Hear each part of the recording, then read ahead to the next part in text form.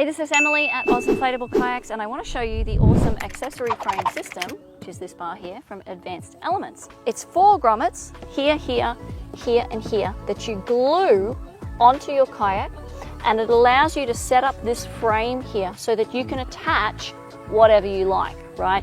So you can attach your GoPro, you can attach whatever rod holders you like. How does this work? Well, basically there's a pin lock here and a pin lock here. So you can take off this part of the frame, because obviously it would be very difficult to fold your kayak in half with this frame here. You can actually leave this little segment in the grommet and still fold up your kayak, and that's fine. Or you can take it out if you like.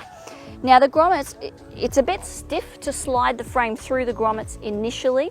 They've done that deliberately because they don't want this moving around a whole lot. They want it to be fairly rigid.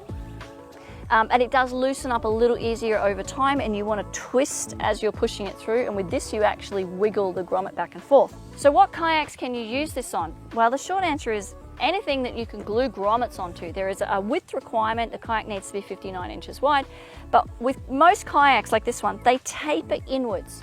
So you basically get the rail, you put the grommets on the rail, and then you line it up and find the point where the taper is the right width.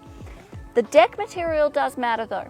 So with our advanced frame line, the deck is actually a fabric, and you can't glue something onto a fabric that effectively.